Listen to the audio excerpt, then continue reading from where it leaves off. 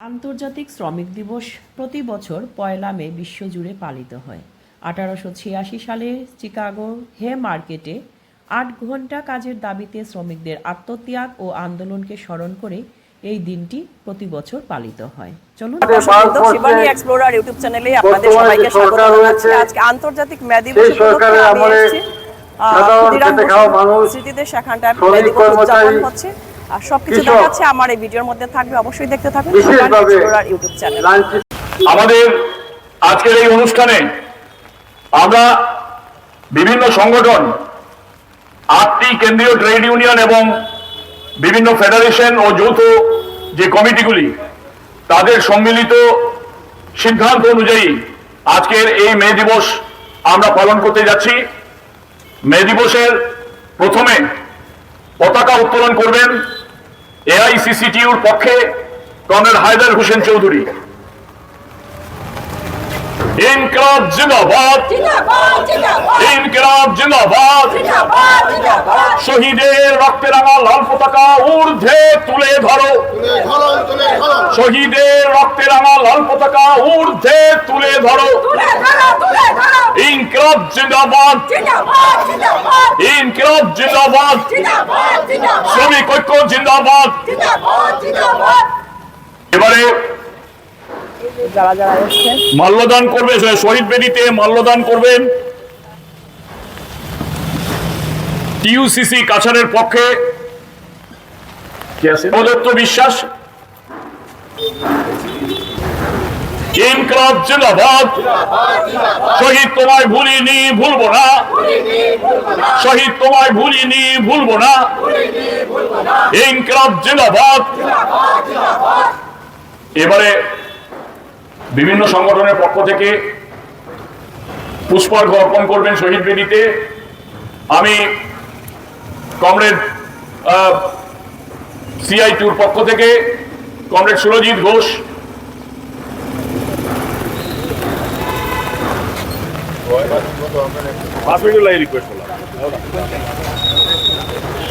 ইডব্লিউটিসিসির পক্ষে কমরেড রঞ্জন দাস,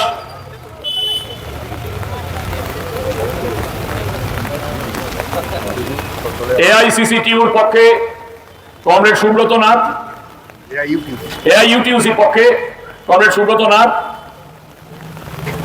এরপর এআইটিউসির পক্ষে কি আছে লোকনাথ দেবরায়, দেবরায়।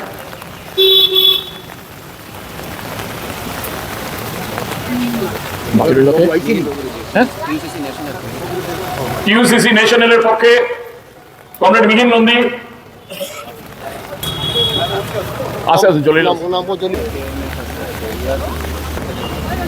এলআইসি এআই এর পক্ষে কমরেড রঘুনন্দন ভট্টাচার্য। আমি এখানে বিভিন্ন কেন্দ্রীয় ট্রেড ইউনিয়ন, ফেডারেশন এবং বিভিন্ন যৌথ মঞ্চের পক্ষ থেকে আজকে মে দিবসে ঘোষণাপত্র আমি আপনাদের সামনে পেশ করছি আপনাদের গ্রহণ করার জন্য। আজ পয়লা মে 2026। আজকের দিনে চিকাগো নগরীর মার্কেটের ঐতিহাসিক শ্রমিক সংগ্রামের 140 বছর পূর্ণ হলো। আজকের এই মহত্তম দিনে আমরা বিভিন্ন শ্রমিক, কর্মচারী, কৃষক তথা অন্যান্য শ্রমজীবী সংগঠনের প্রতিনিধিরা এখানে সমবেত হয়েছি। প্রথমেই আমরা এই ঐতিহাসিক দিবসে অমর শহীদ বর্গ এবং সেই সঙ্গে পৃথিবীর প্রতিটি দেশে পুঁজির নির্মম শোষণের বিরুদ্ধে নিজেদের অধিকার রক্ষার সংগ্রামে আত্মবলিদান করা অগণিত শহীদদের উদ্দেশ্যে বিনম্র শ্রদ্ধার ও রক্তিম অভিবাদন জ্ঞাপন করছি। পুঁজিবাদী স্বরাষ্ট্র ব্যবস্থা, যা কিনা শ্রমিক তথা শ্রমজীবী মানুষকে শোষণ করার এক ব্যবস্থা মাত্র, সেই অবাঞ্ছিত অমানবিক ব্যবস্থার মধ্যে থেকে শুধুমাত্র কিছু অধিকার আদায়ের মধ্যেই নিজেদের সংগ্রামকে সীমাবদ্ধ না রেখে এই ব্যবস্থাকে সমূলে উৎপাটন করে তার জায়গায় শ্রমিক শ্রেণীর নেতৃত্বে সমাজতান্ত্রিক রাষ্ট্র ব্যবস্থা প্রতিষ্ঠা করাই হলো শ্রমিক আন্দোলনের চূড়ান্ত লক্ষ্য। এই লক্ষ্যে পথ চলার সংগ্রামে মে দিবস হলো প্রেরণার উৎস এবং নতুন করে শপথ গ্রহণের দিন।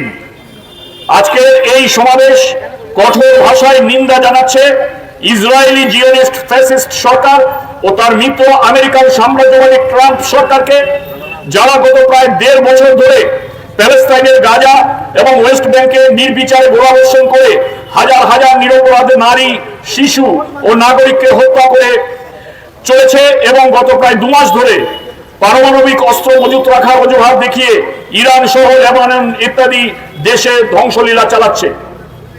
এই সমাবেশ লক্ষ্য করছে যে সাম্প্রতিক সময়ে ইউরোপ, এশিয়া সহ বিভিন্ন দেশ তাদের সামরিক খাতে বাজেট বরাদ্দ মাত্রাতিরিক্ত হারে বৃদ্ধি করছে, যা বিশ্ব শান্তি, বিশ্ব পরিবেশ ও মানব কল্যাণ প্রকল্পের বিরুদ্ধে এক হুমকি স্বরূপ।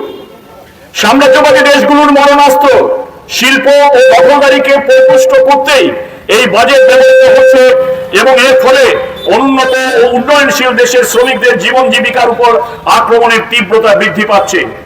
সামাজিক ও অর্থনৈতিক বৈষম্য বৃদ্ধি পাচ্ছে।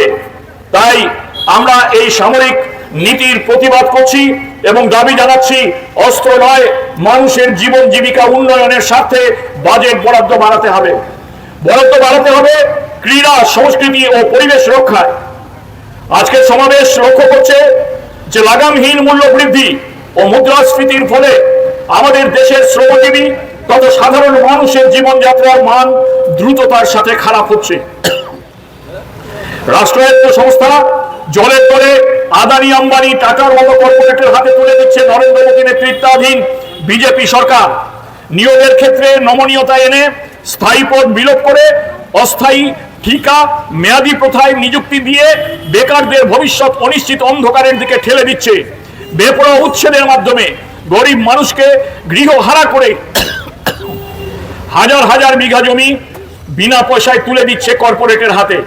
ভোটার তালিকার নিবিড় সংশোধনের নামে লক্ষ লক্ষ ভারতীয় নাগরিকের নাম তালিকা থেকে বাদ দিয়েছে, যথেষ্ট হয়রানি করছে।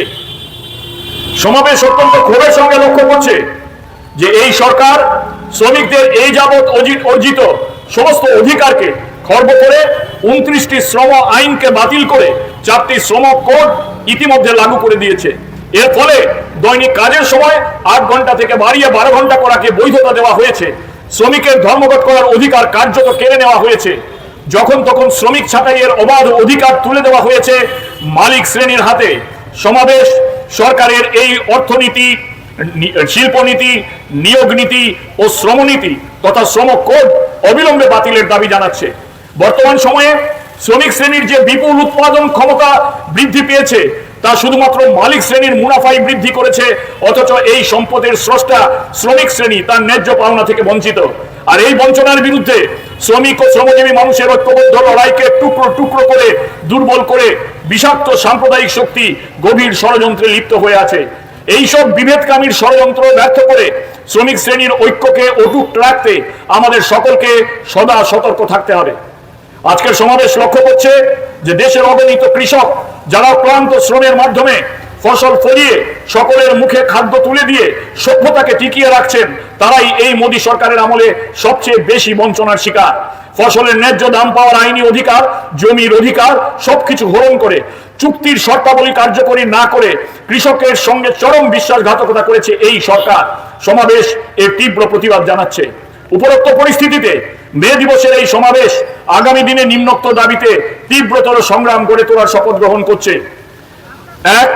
আকাশ ছোঁয়া মূল্য বৃদ্ধি রোধ করা, লাগু করা শ্রম কোড বাতিল করে 29টি শ্রম আইনকে পুনর্বহাল করা, শ্রমিকের ন্যূনতম মাসিক মজুরি 26,000 টাকা ঘোষণা করা, সমস্ত সরকারি শূন্য পদে স্থায়ী নিযুক্তি প্রদান ও বেকার সমস্যার সমাধান, প্রকল্প ভিত্তিক কর্মীদের সরকারি কর্মচারীর স্বীকৃতি, নির্মাণ শ্রমিক সহ সমস্ত অসংগঠিত শ্রমিকের সামাজিক সুরক্ষা নিশ্চিত করা, চা শ্রমিকদের দৈনিক মজুরি ন্যূনতম 660 টাকা ও জমির পাট্টা প্রদান, নতুন পেনশন নীতি বাতিল করে পুরনো পেনশন ব্যবস্থা বহাল রাখা, কৃষকের ফসলের ন্যূনতম সহায়ক মূল্যের আইনি অধিকার সুনিশ্চিত করা, রাষ্ট্রায়ত্ত শিল্পের বিক্রি বন্ধ করা ও একে শক্তিশালী করা, শ্রমজীবীর ঐক্য বিনষ্টকারী সাম্প্রদায়িক ও উগ্র জাতীয়তাবাদী শক্তির বিরুদ্ধে লড়াই করা, এসআইআর এর নামে প্রকৃত ভারতীয়দের নাম ভোটার তালিকা থেকে বাদ দিয়ে হয়রানি বন্ধ করা।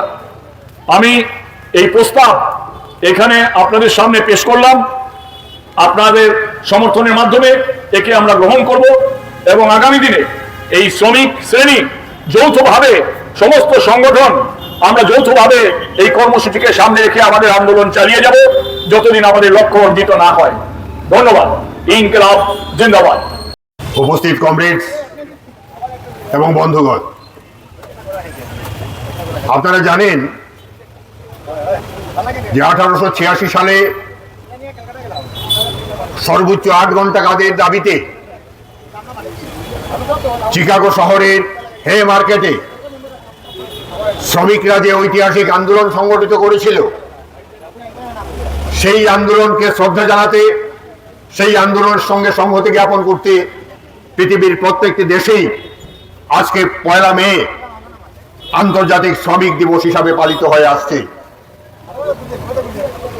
1886 সালের পরে সেই ঐতিহাসিক আন্দোলনের ধারাবাহিকতায় পৃথিবীর প্রায় প্রত্যেকটা দেশেই শ্রমিকদের সংগঠন তৈরি হয়েছিল এবং শ্রমিকদের স্বার্থে বিভিন্ন সরকার কিছু আইন প্রণয়ন করেছিল।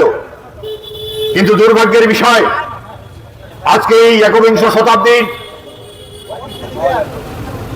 শ্রমিকরা সেই সমস্ত সুযোগ সুবিধা থেকে বঞ্চিত এবং এই বিশ্বে সাম্রাজ্যবাদ ও পুঁজিবাদ যতই বিস্তার লাভ করছে, শ্রমিকদের অধিকার ততই সংকুচিত হচ্ছে। আমাদের দেশে আমরা লক্ষ্য করেছি বিগত 10 বছরে বিজেপি নেতৃত্বাধীন কেন্দ্রীয় সরকার ক্ষমতায় আসার পরে আমাদের শ্রমিক শ্রেণীর উপরে সবচেয়ে বড় আঘাতটা তারা এনেছে। তারা 29টা শ্রম আইনকে বাতিল করে, যে শ্রম আইনগুলির মধ্যে শ্রমিকদের কিছু স্বার্থ নিহিত ছিল, শ্রমিকদের কিছু স্বার্থ রক্ষা করা হয়েছিল এই পুঁজিবাদী ব্যবস্থার মধ্যেও, সেগুলিকেও তারা নস্যাৎ করে দিয়ে 4টি শ্রম সংহিতা তারা প্রবর্তন করেছেন। যে শ্রম সংহিতার বলে তারা মালিকদের কাছে, পুঁজিপতিদের কাছে শ্রমিক শোষণের সমস্ত অধিকার করে দিয়েছে। তারা শ্রমিকদের ধর্মঘটের অধিকার হরণ করেছে, তারা শ্রমিকদের ইউনিয়ন করার অধিকার হরণ করেছে। এইভাবে একের পর এক শ্রমিকদের উপরে তারা কারা আইন প্রবর্তন করছে। শুধু শ্রমিক নয়, কৃষকদের উপরেও আপনারা দেখুন যে 3টি কারা কৃষি আইন তারা প্রবর্তন করেছিলেন, যেটা কৃষকদের স্বার্থ বিরোধী। সেই আইনের বিরুদ্ধে লাগাতার 1 বছর কয়েক লক্ষ কৃষক দিল্লির পথে ধর্ণা দিয়েছিলেন। তখন আমাদের প্রধানমন্ত্রী তাদের প্রতিশ্রুতি দিয়েছিলেন যে তাদের দাবিগুলি তিনি বিবেচনা করে দেখবেন। কিন্তু সেই ধর্মঘট শেষ হওয়ার পরে আজকে প্রায় 3 বছর অতিক্রান্ত, আমাদের কেন্দ্রীয় সরকার, আমাদের প্রধানমন্ত্রী তার কোনো প্রতিশ্রুতি রক্ষা করেননি। কৃষকদের অবস্থা যেমন আছে তেমনই আছে। আজকে এই দেশে কোনো স্থায়ী চাকরি নেই, অস্থায়ী চাকরি, ঠিকা চাকরি, চুক্তিভিত্তিক চাকরি, যেখানে সরকারের কোনো দায় দায়িত্ব নেই, পেনশন দেওয়ার দায়িত্ব নেই, গ্র্যাচুইটি দেওয়ার দায়িত্ব নেই, ন্যূনতম বেতন কাঠামো ঠিক করার কোনো দায়িত্ব নেই। সমস্ত কিছু তারা পুঁজিপতিদের হাতে তুলে দিয়েছে। এই পুঁজিপতিরাই তাদের ইচ্ছা মতো তাদের কলকারখানায় শ্রমিক নিয়োগ করছে, ইচ্ছে মতো কলকারখানা বন্ধ করে দিচ্ছে, ইচ্ছে মতো শ্রমিক ছাঁটাই করছে। সেগুলির উপরে এই নতুন শ্রম কোডে কোনো বিধি নিষেধ নেই। আজকে স্বাধীনতার পরে আপনার আমার টাকায়, সাধারণ গরিব মানুষের ট্যাক্সের টাকায় যে শিল্পগুলো গড়ে উঠেছিল, যে সংস্থাগুলো গড়ে উঠেছিল, জীবন বীমা, ব্যাংক, রেলওয়ে, বিমান, খনিজ তেল, কয়লা, এই সমস্ত কিছুই আজ প্রায় জলের দামে পুঁজিপতিদের হাতে তুলে দেওয়া হচ্ছে। আমাদের ট্যাক্সের টাকায় যে প্রতিষ্ঠানগুলো গড়ে উঠেছিল, সেই প্রতিষ্ঠানগুলির অস্তিত্ব আজকালকে আর প্রায় নেই বললেই চলে। ব্যাংকে কোনো নিয়োগ নেই, এলআইসিতে নিয়োগ নেই, রেলওয়েতে কোনো নিয়োগ নেই। ঠিকাদারি কোথায়? রেলওয়ে বিভাগ এখন চলছে। রেলের বিভিন্ন ডিভিশন বিক্রি করে দেওয়ার উদ্যোগ নেওয়া হচ্ছে। এইভাবে পাবলিক প্রপার্টিগুলো ব্যক্তি মালিকের হাতে তুলে দেওয়া হচ্ছে। লক্ষ লক্ষ শূন্য পদ খালি বিভিন্ন বিভাগে, তাতে কোনো নিযুক্তি হচ্ছে না। অথচ দেশ শিক্ষিত অশিক্ষিত বেকারে প্রায় ছেয়ে গেছে, সর্বকালীন রেকর্ড ভেঙেছে বেকার সমস্যা, আর তার পাশাপাশি আকাশ ছোঁয়া দ্রব্যমূল্য। এই অবস্থায় মানুষের নাবিশ্বাস উঠছে। সাধারণ শ্রমিকদের কথা তো বাদই দিলাম, অসংগঠিত শ্রমিক, সংগঠিত শ্রমিক কেউই আজ এই সরকারের অধীনে নিরাপদ নয়। কার্যক্ষেত্রে তাদের নিরাপত্তা নেই। এই যে প্রকল্প কর্মী যারা আছেন, আশা কর্মী, মধ্যাহ্নভোজের কর্মী যারা আছেন, অন্যান্য যারা অঙ্গনওয়াড়ি কর্মীরা আছেন, তাদের কোনো নির্দিষ্ট বেতন কাঠামো এই সরকার ঠিক করেনি। তাদের একটা সাম্মানিক মাত্র দেওয়া হয়, যে সাম্মানিকটা দুজনের পরিবারকেও চালিয়ে নেওয়া যাওয়ার পক্ষে যথেষ্ট নয়। এবং এও জানা যায় যে 2 মাস 3 মাস পরে পরে তাদের সেই সাম্মানিকটা তারা পায়।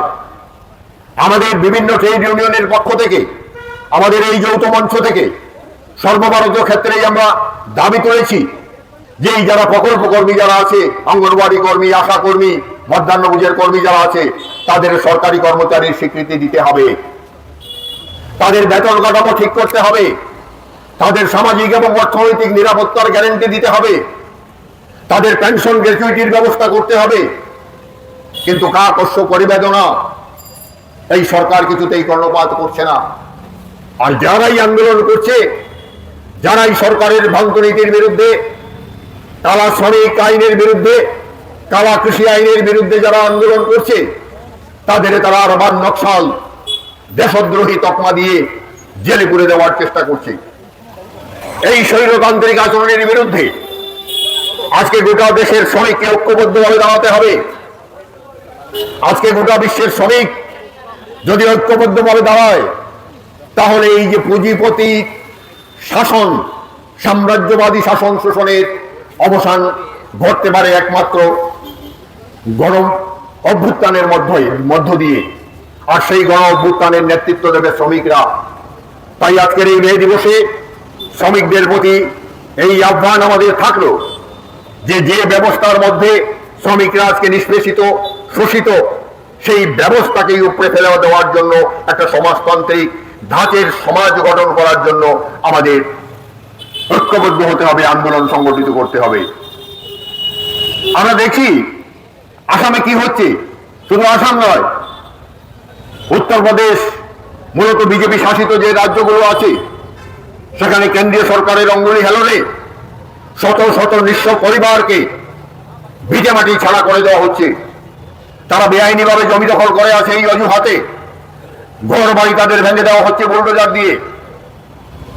একজন মুখ্যমন্ত্রী তো বুলডোজার মন্ত্রী হিসাবেই পরিচিত হয়ে গেছেন ইতিমধ্যে, এবং আমাদের আসামেও আমরা দেখতে পাচ্ছি আমাদের মুখ্যমন্ত্রী নির্মমভাবে সেই পথে অনুসরণ করে বুলডোজার দিয়ে লক্ষ লক্ষ মানুষকে গৃহহীন করে দিচ্ছেন। এবং সেই যে জমিগুলো উদ্ধার করে যে জমিগুলো তারা তুলে দিচ্ছেন কর্পোরেটের হাতে, পুঁজিপতিদের হাতে, ন্যূনতম পয়সার বিনিময়ে। আমরা এর তীব্র প্রতিবাদ জানাচ্ছি।